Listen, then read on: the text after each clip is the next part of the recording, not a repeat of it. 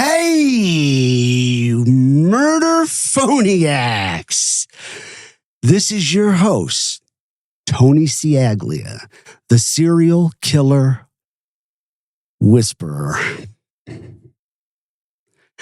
We're back, baby. We're fucking back. Believe it or not. It's been a while, but we are back in the studio, coming at you live. Man, it feels so damn good to say that. You know, we are on our hiatus, right? Yes. Yes. It's been too long. It has. But you guys, most importantly, stuck with us. Yes. And for that, we are thankful and we frickin' love you guys. Serious, you are the best listeners on the planet. And guess what? Oh, yeah. Oh, yeah. He's over there. Uh-huh. You feel him, don't you? You smell him. He's in your fucking living room right now with you. I'm not flying solo. No, sirree. My co-pilot, my partner in crime, my dad, my hero, the guy I love more than I can put into words. He's right here where he belongs, next to me. You know him. You love him. And yes, folks, he is the one and only Coxman. Thank you, Tone. Dad, say a few words before I get too emotional. I'm telling you. Thank you. You're welcome. It's hard to follow you, man. You know? Oh, I get a little choked up, and we're back here in the studio, and I'm excited. Man, don't blame this guy, though, for our long break. Because if he didn't have this bag of bones to drag around, he'd have been back a lot sooner. But he waited. I needed a little break. Stop it. I needed a little break. I hate it when you talk down about yourself like that. It's not down, man. It's like... It bothers me. Truth. All right. You're full of life. You glad to be back?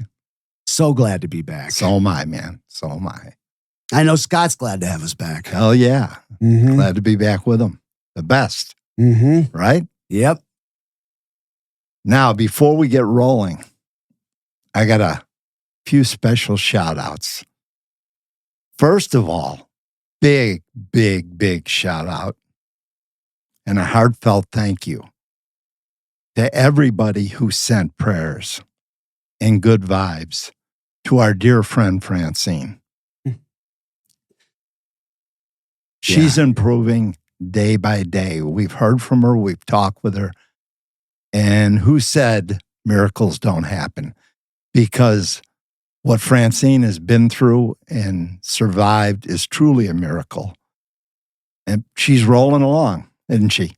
Damn straight she's rolling along. I love it. I love the prayers. So Francine, we love you. You keep fighting. You keep doing what you're doing, and we'll keep the prayers coming. How's that for a deal? Yes. All right. And John. Hold on, though. Francine's got to be excited because winter is over. Oh, hell yeah. Where she lives, yes, it's cold. It's brutal. Mm-hmm. She said she might have gotten down to Florida. I don't know if she ever did or not. Mm-hmm. But, yeah, it's cold where she's at. And John, my man, thank you. Thank you for bringing the Coxman to Vegas. That's some fucking animal, isn't it? Oh, gosh. He was here for the bull riding contest, and John's bulls did very well. Congratulations, man. Yes. seeing that beast up close, the Coxman. Mm-hmm. I thought you were an animal. That's one badass bull. Oh, yeah. Badass. Mm-hmm. Almost as badass as me. I wanted to get on it for like a photo shoot, but John said it wasn't a good idea. I'd have paid money to see that. Oh. And guys, our amazing supporters on Buy Me a Coffee, just to mention a few, Francine, of course, John, Carrie, Adam, Beth, Teresa, Samantha, Ashley, Bonnie, and so many more. Thanks to all of you guys, for digging Murder Phone. We really, really appreciate it. It makes the work worthwhile. All right, Tony, let's do what we do best. Murder Phone is back, baby. Fucking right it is. Back.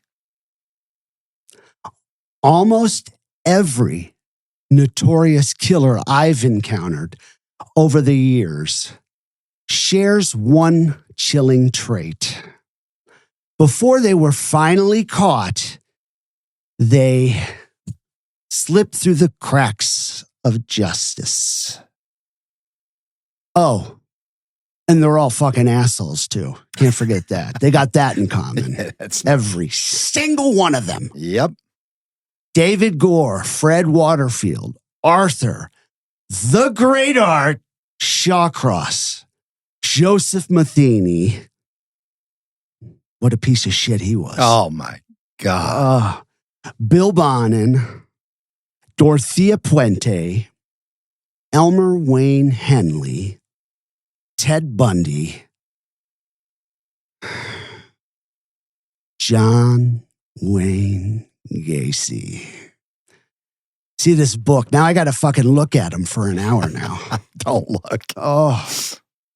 So this season, we're peeling back the layers of incompetence, corruption, and outright stupidity that let these monsters walk free. Some of the cases will shock you. Some will disgust you. And I promise you, some will make you rage when you realize just how many lives could have been saved. And to kick things off, we're starting with a killer my dad absolutely fucking hates. We've talked about this in the past. And in my opinion, you know what he's like? Just put like a bucket on the floor, shit and piss and vomit in it. God. And that's it right there. Oh. The poster boy for slipping through the cracks of justice, John Wayne Gacy. John Wayne Gacy, who once said, "They might have exposed me. I had to kill them. They were all just human trash anyways." Does that remind you, Dad, of someone? Could it be Matheny? Matheny, oh yes. Yeah, definitely Joe. Another bucket of puke, Yeah. and shit, and One of the worst. diarrhea, and fucking vomit. Ooh. Buckle up, everybody. This one's gonna really piss you off. Excuse me. See, it's been a while. Got it in my throat, right? Yeah. Despise doesn't even scratch the surface, Tony. John Wayne Gacy. He had a pretty good description. Pretty good. Because he wasn't just a killer. He was a bloated, grinning demon in human skin. A predator so vile, so utterly repulsive, that even among the worst of the worst, he stands out like a rotting corpse in a room full of roadkill. That's John Gacy. I like that. Say that last sentence again. And he stands out like a rotting corpse in a room full of roadkill. Good writing. I like that. Thank you. Mm-hmm. That's John. And as someone from Chicago, let me tell you, I just wish we could just erase his name from our history. Sure, we've had our fair share of murderers, but Gacy, he was in a league all his own. While most killers just take lives, he collected them. He raped them. He tortured them. He strangled them. At least 33 boys. Gone. And where did he stash the evidence of his sick, twisted crimes? Not in some remote swamp. Not in some backwoods horror movie basement. No. He buried most of them under his palatial estate, his own damn house. He tossed 4 into the Des Plaines River like he was taking out the trash. But here's the real mindfuck. This walking nightmare factory, he didn't live in some dark, dingy hellhole on the south side in an area where you wouldn't even walk in. No. Gacy's house was a big, comfortable, beautiful ranch-style home, complete with a tiki bar and a pool table. All right, fucking stop. Stop it. Fucking stop. What? Jesus, you make it sound like he lived in Mar-a-Lago or something. Summerdale, let's get this straight, was a fucking shack. Gosh. Palatial estate. He always bragged it up, mentioning that his estate had a tiki bar and pool table. Johnny.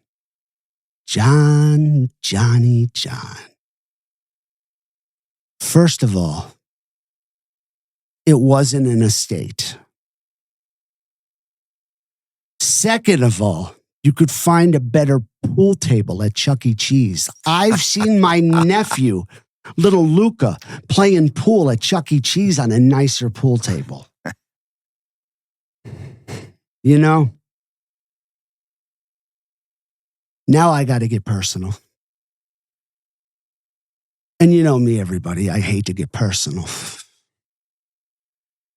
John, you were nothing but a phony, fat, scared little gay boy in a man's body, trying to get everyone to believe you were bisexual.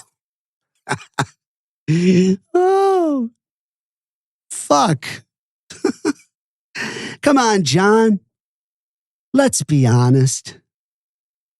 Bisexual? Don't make me laugh, all right? Because in order to be bisexual, you have to fuck women. You have to enjoy fucking women. I guess, and men, which we know you loved.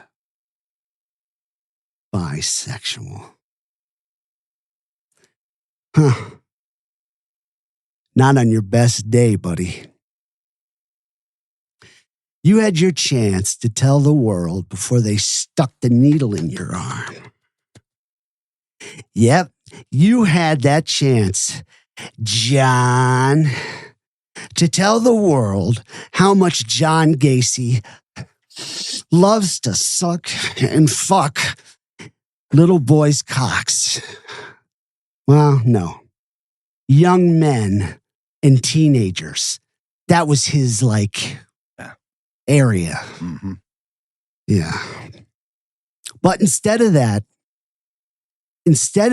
your last cowardly words, John, were kiss my ass. Not I'm sorry for all the pain I've caused the families of my victims, or I'm not the same person I was back then. I'm sorry, Dad. I couldn't help myself. You started talking about Johnny G like he was some kind of fucking celebrity. And something inside me just snapped.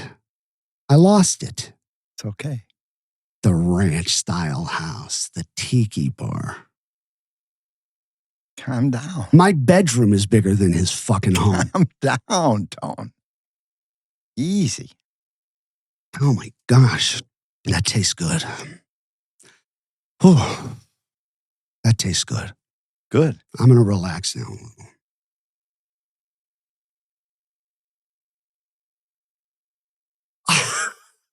What? Well, wait a second. I said the ranch-style house, the tiki bar. Yeah. I forgot the fucking pool table. The pool table. Exactly. I knew there was something I was forgetting. The pool table. Yeah. I'm sorry for interrupting you. No problem, bud. Relax a little bit. I think you despise him as much as I do. It looks like it. Classic. I knew the description of the house would get you riled up. You knew it'd get my blood pressure going? I knew it. To understand how this twisted son of a bitch became one of the most infamous killers in American history, we have to rewind way back to the beginning, because the warning signs were there. The arrogance, the manipulation, the depravity. And time after time, he slipped away. John Wayne Gacy was born in 1942 in Chicago, Illinois. The only son of John Stanley Gacy and Marilyn Robison. Polish, Catholic, 2 sisters. On the surface, just another Midwestern family. But behind closed doors, it was a different story. Gacy's father was an abusive alcoholic, a man who believed discipline was best delivered with fists and insults. And little Johnny, he was the family punching bag. While he clung to his mother and sisters, his father saw him as weak, soft, a failure. One story really says it all. The dad said, "Hey, John, you want to play catch?" Classic father-son moment, right? But Gacy, the pudgy little doughboy, had other plans. He said, "No, Dad, I'm inside baking a cake with Mom." That was all his father had to hear. We do that all the time. "You're a sissy," he said. "A mama's boy. Probably going to grow up queer." Every insult, every slap, every disgusted glare shaped the Gacy that was to come. High school didn't help. Overweight, unathletic, a compulsive braggart. He talked big and got himself into trouble, but always managed to worm his way out. A trick he perfected over the years. Does that sound familiar? Bianchi! Just like him, man. We know this. Just like him. We know this too well. Yes, we do. Mm-hmm. Even decades later, people who met Gacy would all say the same thing. The guy never shut up about himself. In his self-serving book, A Question of Doubt, which Tony has here, and this was written by this fat doughboy while he was in prison, buried on page 544, there's a witness statement from a man named Mr. de Blasi, a potential business partner. He was asked to describe Gacy, and he said, "Very dependable, a reliable person, trustworthy and outgoing. The only negative that I would say is he was a braggart." 30 years after high school, guys, nothing's changed. Yes, this is quite a treasure, if you consider anything he touched a treasure. He wrote that on death row. This is the original. And there's His handwritten notes. his handwritten notes throughout the book. I hate even touching it. And I love it too, because the preface of the book is like, you know what? I just want to point out that there is always another side. To every story. Self-serving. Mm-hmm. 25 No, there isn't another side, John. Is there? We'll have to read that to him. Not now, but the preface. We'll figure out how to read it to him. Yeah. Mm-hmm. By 1962, at 20 years old, Gacy had enough of his father's control. Sick of the constant insults, he packed his bags and fled to Las Vegas. Fuck. He came here. Our town. He came here. But where does a guy like Gacy land? Big hotel? Nah. No? No. A mortuary. Oh, of course. Of course, right? Yeah. Oh. He landed at Palm Mortuary. He worked as an attendant, given a small space behind the embalming room to sleep. Now, for a normal person, that would be disturbing, don't you think? I couldn't do it. Yeah, but for Gacy, it was an opportunity. He was fascinated by the dead,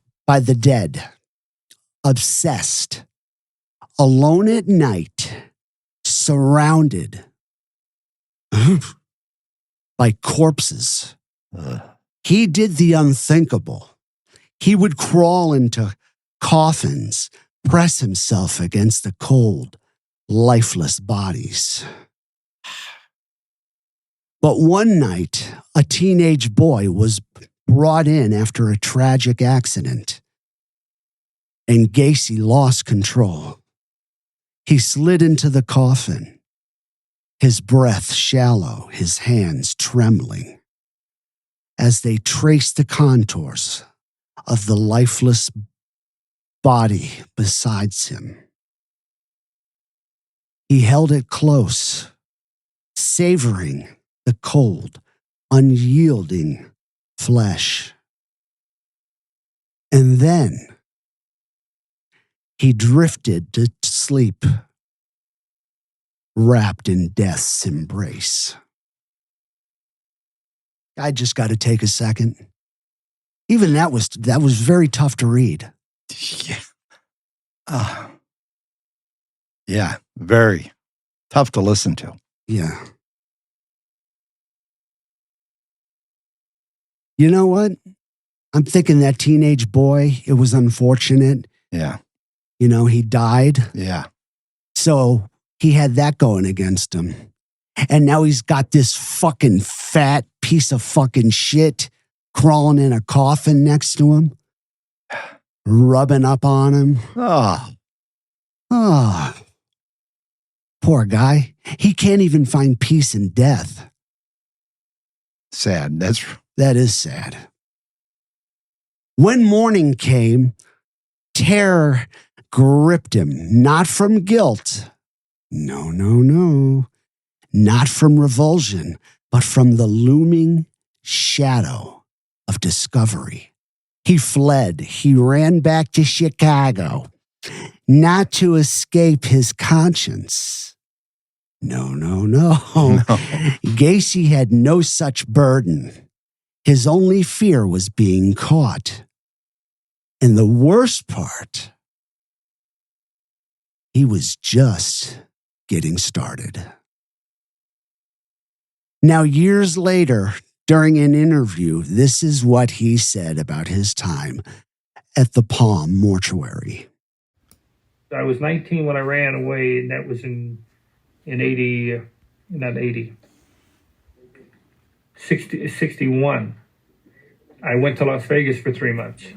Took my car and left. Yeah. I worked for Palm Mortuary, being the night man, picking up bodies at the hospitals and stuff for them. I worked as a night man only. I did have nothing to do with the bodies. All this talk that I slept with the dead ones or had sex with dead bodies, there is no truth to any of that. He didn't live in the mortuary. I lived in the mortuary, yes, but not in the embalming room. I mean, they make it sound like, I slept in the crypts with him. And I never climbed into a coffin or anything like that. That is so damn ridiculous. No, John. What's ridiculous is kidnapping, torturing, raping, and killing teenagers, and then sleeping with their dead bodies. And the worst part is you were just getting started. So don't you dare fucking laugh about what you did at that Palm mortuary. This was just a tune-up for what was to come later on. You notice when he spoke, he made his time at the Palm mortuary seem like it's no big deal. He couldn't even tell the truth about that. Even, this was later, and he had done unspeakable things, but he couldn't bring himself to talk about what he did at the Palm mortuary. He made it seem like no big deal. He didn't know what the truth was, Dad. Never. No. He never told the truth, and throughout his whole life. No. But the one thing I can tell you, whatever he indulged in at the Palm mortuary paled in comparison to the shit that went on at 8213 Summerdale Avenue. That I can assure you. And the big problem was people didn't even see it coming. Nobody did. He was that good of a bullshitter. So in 1963, Gacy took a management trainee position with the nun Bush. We got Bush. Remember that? Yes, I do. Revenge of the Nerds? Oh, yeah. Oh, my gosh. Long time ago. So anyways, back to the script. He took a management trainee position with the Nun Bush Shoe Company. By 1964, they shipped him off to Springfield, Illinois, to work as a salesman. Because nothing says trustworthy like John Wayne Gacy selling you shoes. He climbed the corporate ladder, eventually landing a department manager gig. Somewhere in the midst of slinging loafers and kissing corporate asses, he met coworker Marilyn Myers. They got engaged in March 1964. All right, we know that was a total fucking show. Hell yeah, it was. Meeting her, pretending that he liked her. Oh, yeah. Pretending that he enjoyed fucking her. Oh. Man. But Gacy wasn't just selling shoes. He was also selling a version of himself. Right, Dad? Oh, yeah. He was selling a version of himself that people bought way too easily. Johnny Boy joined the local chapter of JC's. You love that. You were a part of the JC's, weren't you? Stop, please. Oh. He joined chapter of the JC's, and shocker, he schmoozed his way into being vice president. They even named him the third most outstanding JC in Illinois. What the fuck? Wait a second. Was he? Huh. I mean, if he was in the top three, who were the other two? Ted Bundy and the Zodiac Killer? Somewhere between kissing babies. Ew, I don't want to think of him kissing babies. Oh. It's just a saying. Yeah. But still, with him, and networking with the good old boys, Gacy had what he later described as his second gay experience. Come on, John. How old was he then? 22 maybe? Yeah, 23. right. 22, 23. You know he was sucking cock. You know he was. His second gay experience. And of course, because in Gacy's world, nothing was ever his fault. He claimed he was helplessly plied with drinks and taken advantage of. That's the perfect Gacy. That's the Gacy I know. Yeah, right? That I've studied to know. Mm-hmm. Yes. Is that the little violin? It's the little violin playing for all the Gacys out there. Yeah. You know, I was so drunk. No. The Chicago. Come on, you got to do in the Chicago accent. Yeah, you got it. Yeah, a little yeah, Boston, a little Chicago. Okay, yeah, you guys, you know.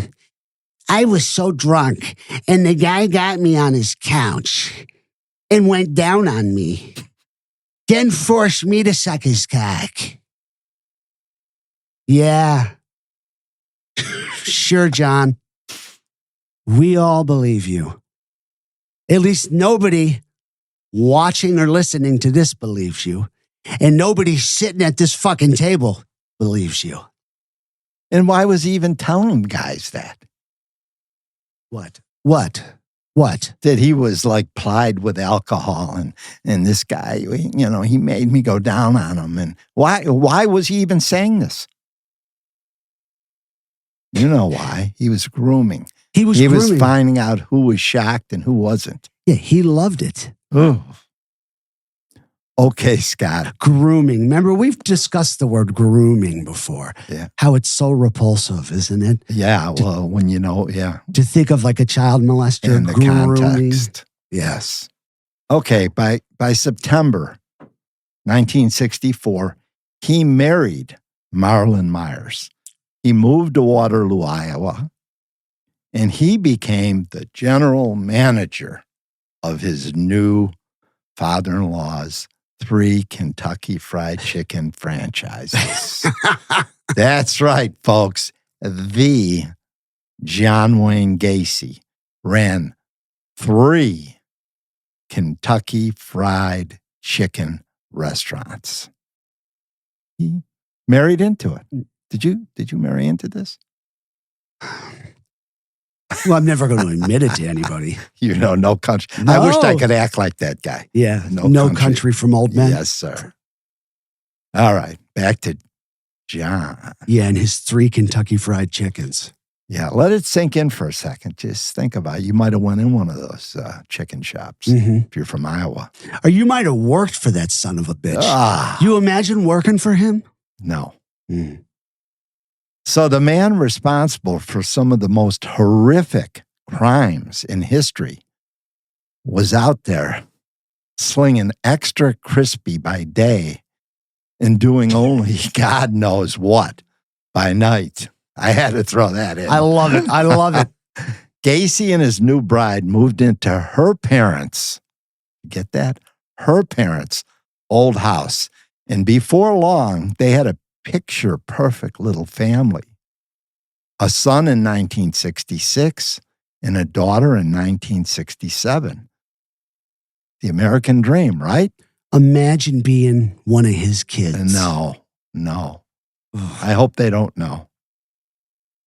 But for Johnny Gacy, it was never enough because deep down inside that plump little doughboy exterior was a fucking predator who absolutely could not help himself. Yeah. He just couldn't stop. He couldn't stop, couldn't he, Dad? No, he couldn't. So here's where things start getting really creepy. Gacy decided to open his own little gentleman's club. This is fucking sensational. In his basement, he opened this gentleman's club. He called it the Colonel's Club. No, really. Right? Dad, get the trash can out. I got to throw up. He'd invite only his male employees to come down, drink, and play pool. Pool was do you think he was a good pool player? Come on. Come on. Come on. One hand, I could have beat him. You could have, too. Yes. Yeah. One hand. Yeah. I love it. Have some fucking water. I just did. Oh, I missed it. Mind your own business. You need to drink. People like to see that You're sexy lucky. mouth. See, Scott moved us farther apart. You must have. Did you tell him to do that so I couldn't slap you? Hey.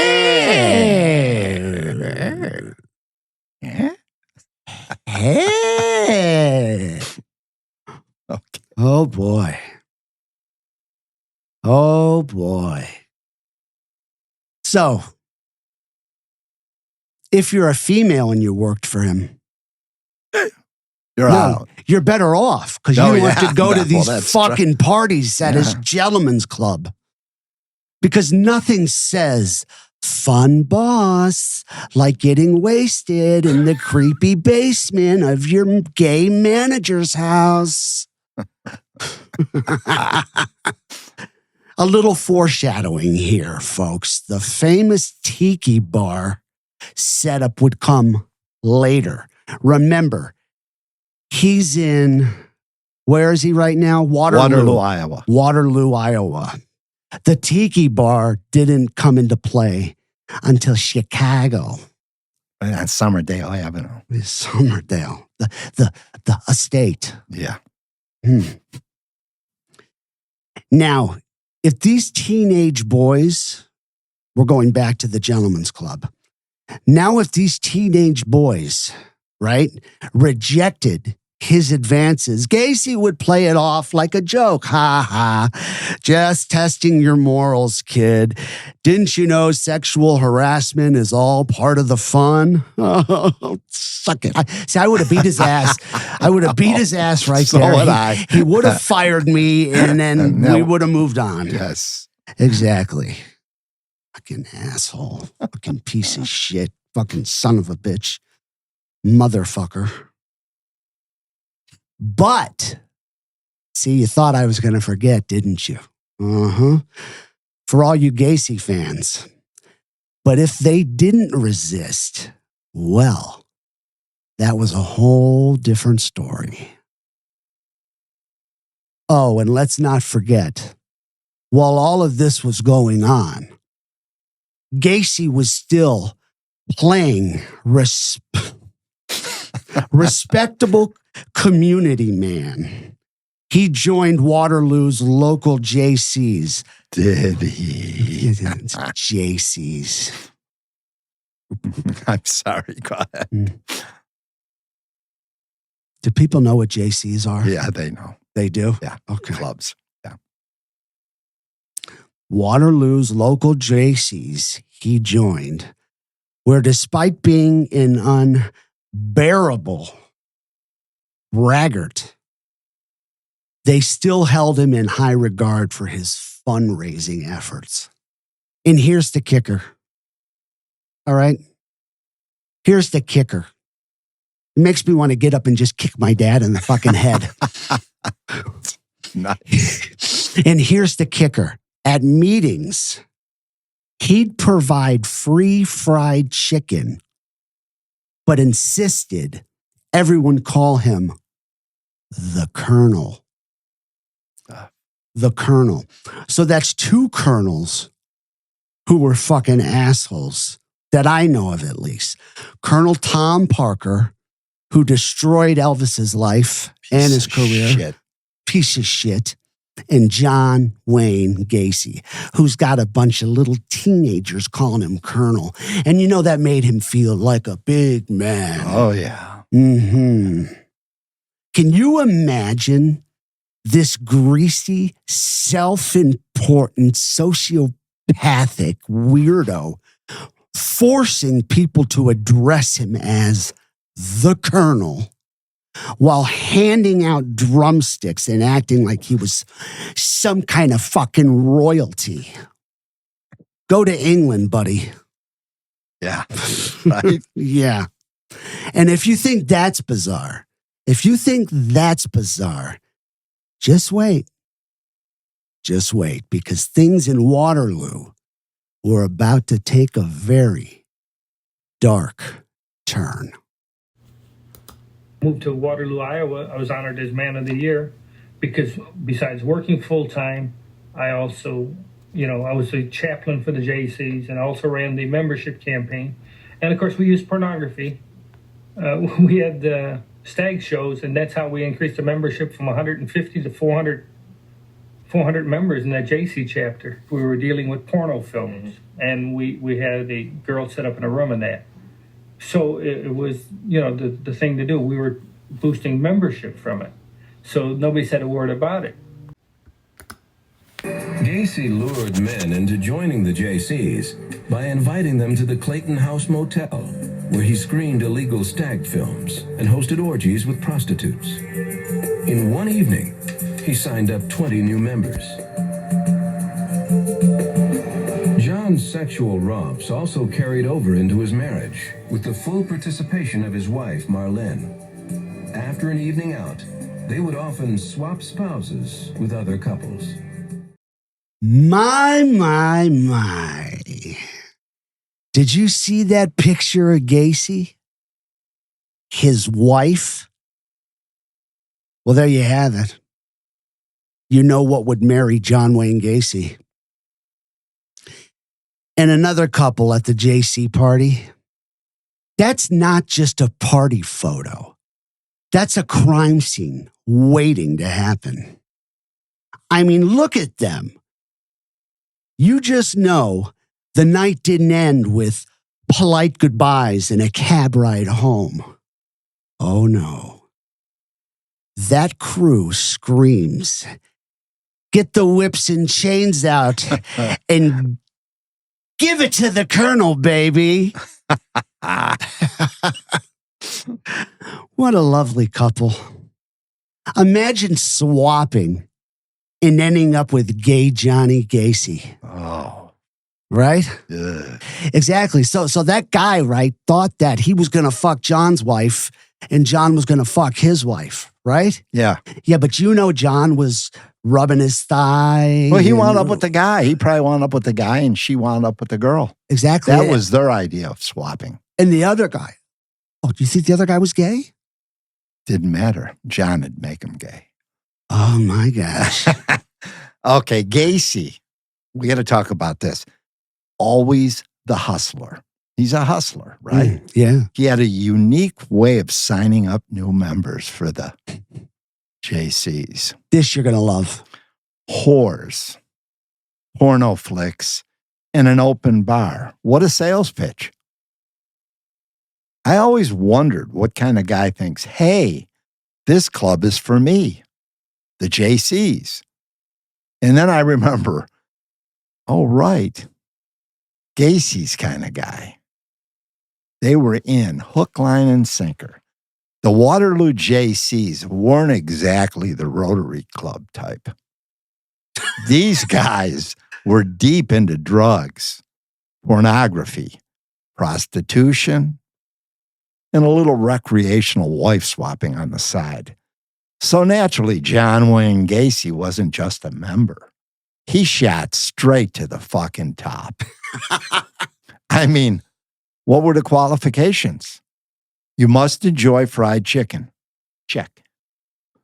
Felony level debauchery. Check. And absolute moral decay. 2 checks. What a resume. Like that, it's no wonder they made him vice president and the man of the year. Hell, they probably handed him the award when he was still buckling up his pants. Fat pigging piece of shit. Would you have French kissed John Gacy? fucking sick. I just got to ask you that. Stop it. Okay. Stop. Okay. All right. 1967, ladies and gentlemen. Stop. It was a banner year for the Doughboy. He's running 3 KFCs, welcoming a newborn daughter, and somehow still finding time for his extracurricular activities, which were drugs, pornography, prostitution, and some good old-fashioned wife swapping. You got to hand it to him. How did the he come? man could multitask. Yeah, no, he was. He was He a could good businessman. Yeah, he was.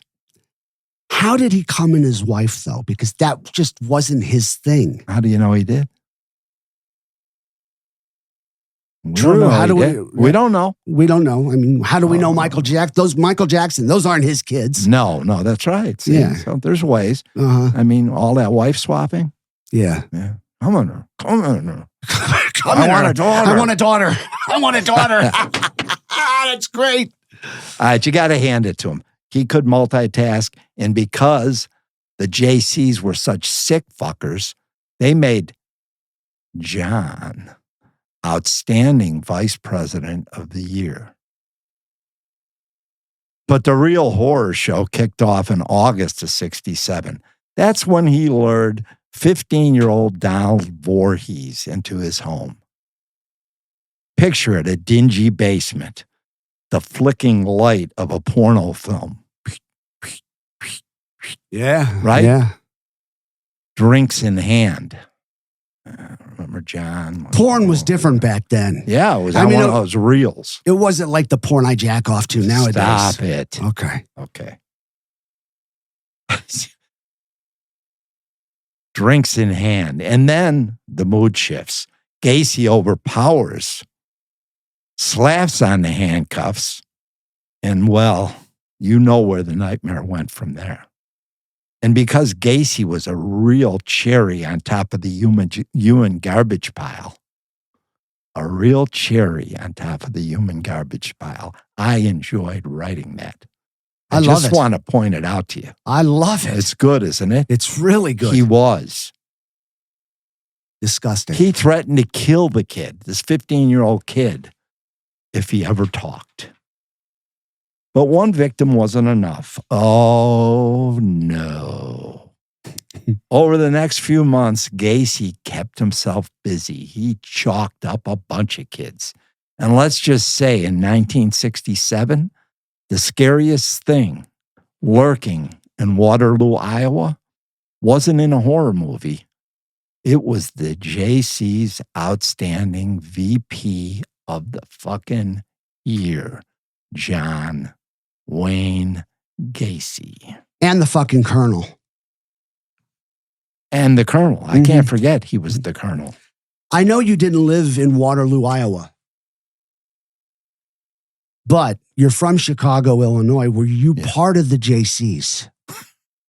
No, I wasn't. Did you want to be part of the JCs? No, I didn't. Would you have been part of the JCs if you knew that pornography, whores, wife swapping, and drugs was a big deal? Fucking way. Okay, so right. we can put count that you out. aside. Okay. Count the cocksman out. All right. One boy, he set up with his wife to have sex with. And after that, after they were done, he blackmailed the boy into performing oral sex on him.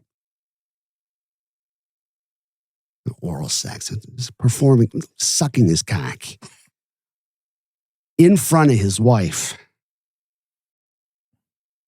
You wonder who would marry Gacy?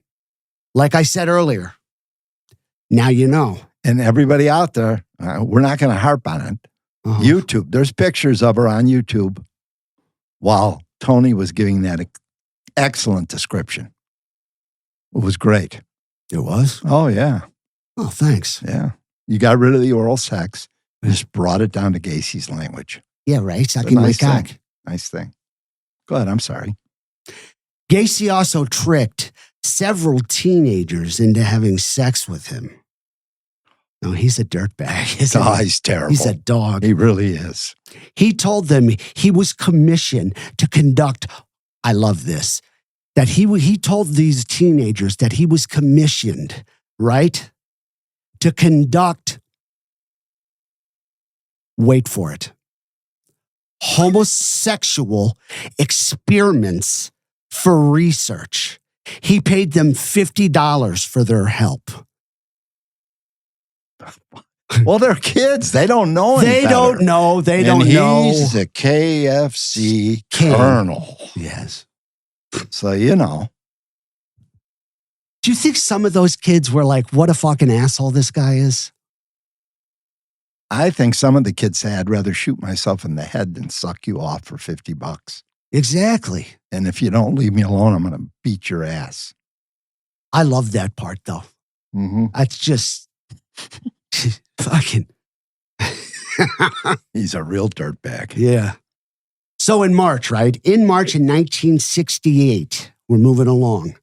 Gacy's whole world came crashing down. Voorhees. I love that name. That's from Friday the 13th. That's what I was thinking. Jason Voorhees. Voorhees told his father what Gacy had done to him.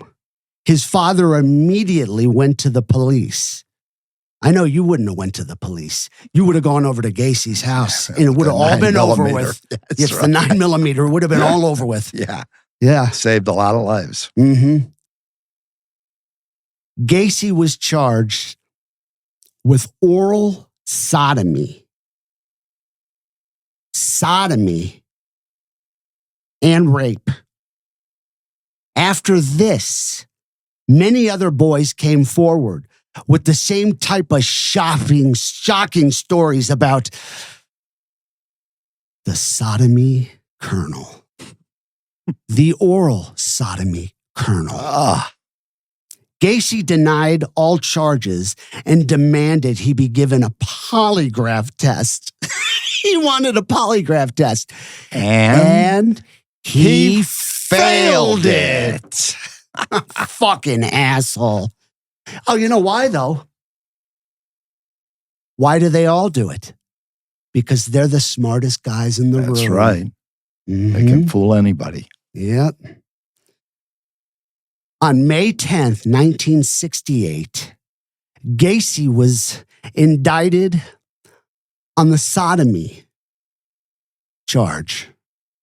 However, Gacy wasn't finished with his craziness.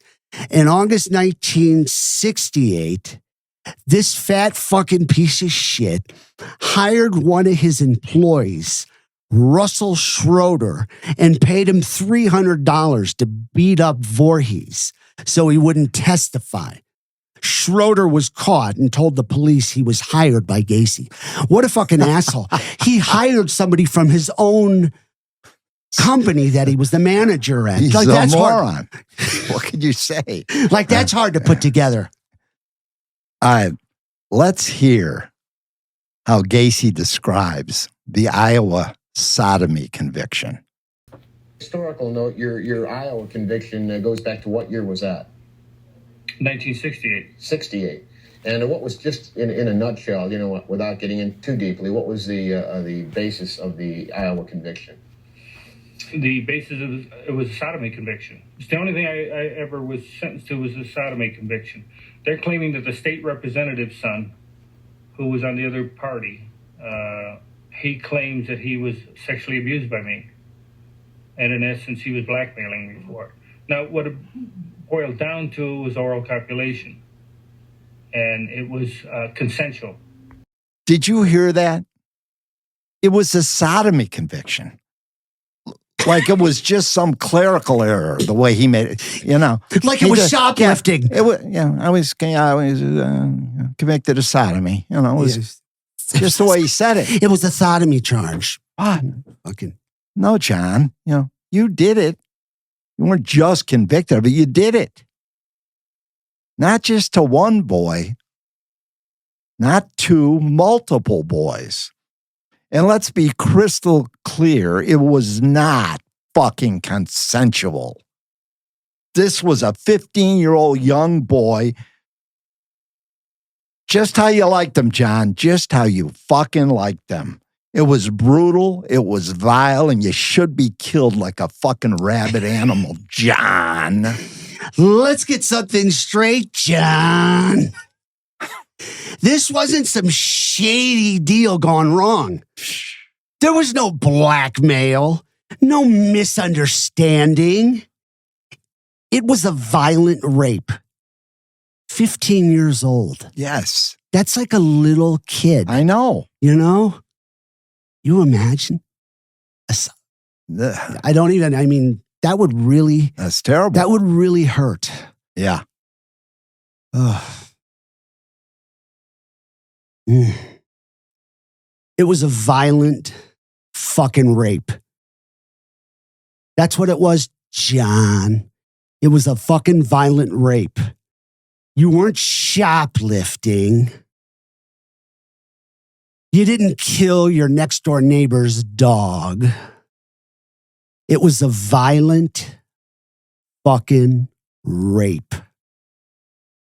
And it sure as hell wasn't initiated by this young teenager. Oh, did he say it was consensual? Yes. That's beautiful. Yeah. Yeah, exactly. I remember when I was 15 years old, I was trying to dodge fucking jet skis. That didn't work out. Hit me in the back of the head. I was just a kid.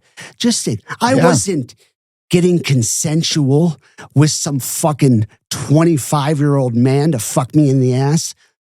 I know. Uh-huh. But then again, you went on to much bigger things, didn't you, John? Much bigger things. Because when you sat there giving this interview to Robert Ressler 15 years later and playing the victim like some misunderstood soul, you weren't just any prisoner. No, you were rotting away for butchering 33 young boys. 33 lives stolen. Buried like trash under your fucking house. You weren't some tragic figure, some poor soul dealt a bad hand. You were a fucking maniac that deserved the needle, John. You deserved the needle and you fucking got it. He did, didn't he? Take over. Yeah. Okay. Please. I'm losing. Okay. But hey, we got to give credit where it's due, and that ain't to John. The system tried to figure out what the hell was wrong with this guy back in 1968. They actually ordered a psychiatric evaluation. Good idea, right? But of course, just like in every horror movie where someone ignores the creepy sounds in the basement, no one took the results seriously. 2 doctors from the University of Iowa concluded that John Wayne Gacy had an antisocial personality disorder. That's the fancy term for sociopath or psychopath. Their report was chilling. And this is part of the report, the most striking aspect of the test results is the patient's total denial of responsibility for everything that has happened to him. He can produce an alibi for anything. He presents himself as a victim of circumstances and blames other people who are out to get him. The patient attempts to assure a sympathetic response by depicting himself as being at the mercy of a hostile environment. Sound familiar? The classic, I'm the real victim here routine. And what did they do with this terrifying diagnosis? Nothing. No follow-ups on him, no restrictions on him, just a fucking stamp that said, yeah, he's competent to stand trial. File it away, boys. We'll be seeing that mistake again, won't we? All right, we're fast forwarding. All right, we're moving forward to November of 1968. Gacy pleads guilty to one count of sodomy. I don't know. We've been saying this word sodomy a lot. And Dad, could you please No. define the word? No. Tell Everybody us. out there knows what sodomy is, so shut the fuck up and let's get back to the script. No. Okay. No. All right. I'm in the dark. I'm in the All fucking right, dark all here. right, let's do it. How about oral sodomy? What's that mean? Stop. That's what it means. They all know. Okay. Maybe I don't know. Maybe I need to know. Yeah, okay. Gosh. Well, let's be real, okay? This wasn't a case of if he was guilty. The evidence, I'd say, was pretty overwhelming. So did they throw the book at him, lock him up, and toss away the key? Nah. They gave him 10 years in Anamosa State Penitentiary. 10 fucking years for multiple assaults on fucking kids. This was slipped through the crap. That's Yeah. him. That's him. Yeah. This was Slip Through the Cracks, Volume 1. And on that very same day, his wife said, "I'm out." She petitioned for divorce, got the house, full custody of the kids, and alimony. Smart lady, I guess. You know? I mean, what else was she going to do? Yeah. And Gacy, he never saw the wife or the two kids ever again. Lucky them. Now that's lucky them. Then again, maybe not.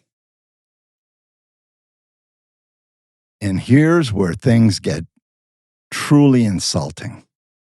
In just 3 months, Gacy went from the newbie inmate to head cook. Listen to this shit. Well, I'm John Gacy. I'm from Waterloo, Iowa.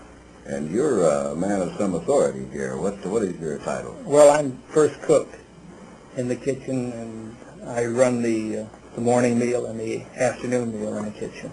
John, how long have you been here? I've been here now a year and about 2 weeks. Why am I asking how long do you plan to take up residence here? Well, I hope to be getting out sometime in May. Well, good. Good. You're going to continue as a cook, use that as a profession? you think? Right. This is my profession before I came in. All right. Food service. Gacy wasn't rotting away in a cell like he should have been. No, he wasn't. He was charming his way to the top, playing the role of the model prisoner. You know, like the pillar of the prison community. Meanwhile, he should have been getting a shiv right in the fucking neck in the shower for what he did. Did you say shiv? A shiv. That's what I said. Right in the fucking neck. Right for the jugular vein. You know, but as usual, John, being a good liar, being a sociopath, psychopath, he lied about his crimes. Nobody knew what he had done, or he would have gotten a fucking shiv. One inmate, John Cornell, who later gave an interview about Gacy, he said Gacy would play this game. And it was a kid's game. And it's missed me, now you gotta kiss me. What the fuck? When you think about that fat doughboy piece of shit, singing a song and dancing around. Look at that face. Look at him. Would you want a French kiss him? No, fuck you. Okay, I said that Stop earlier. it. Okay. It's not a game, guys. That's a predatory behavior in a prison jumpsuit is what it is. So Cornell, he rejected Gacy's advances, and that's when he saw it. He saw the real Gacy, folks. Gacy slammed Cornell against the wall. His face changed. His eyes turned black. Cornell said it was like watching a demon take over. He genuinely thought Gacy was going to kill him right then and there. That's the monster, folks, that was being groomed for early release. Then in 1969, that's a good year. Good number. Good position.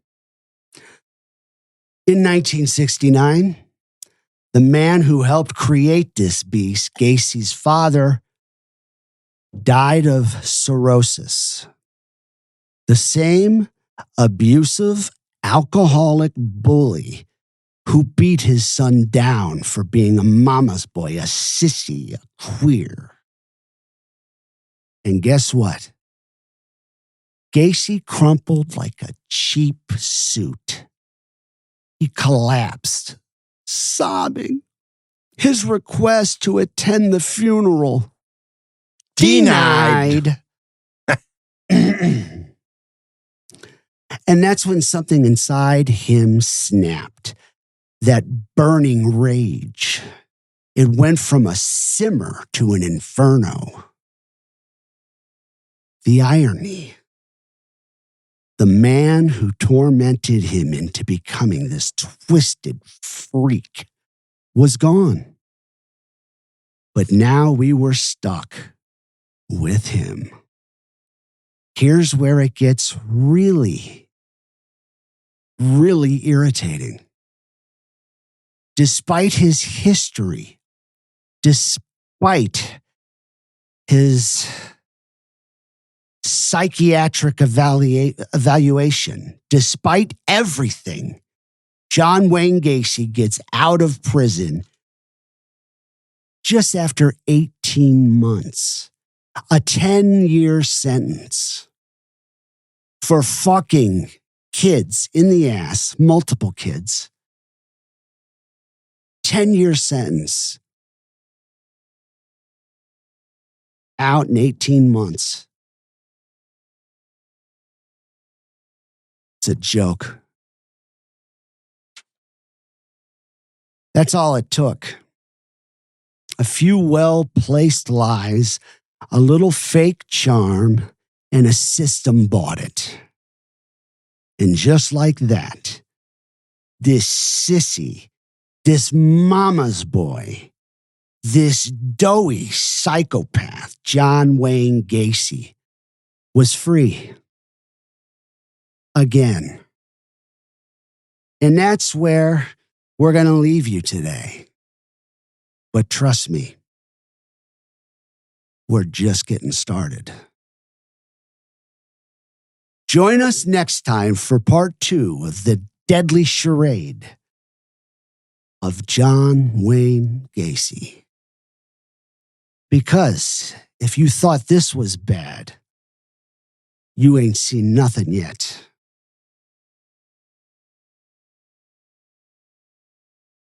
We're fucking back, Coxman. We are back. We're back. Yes. Great job.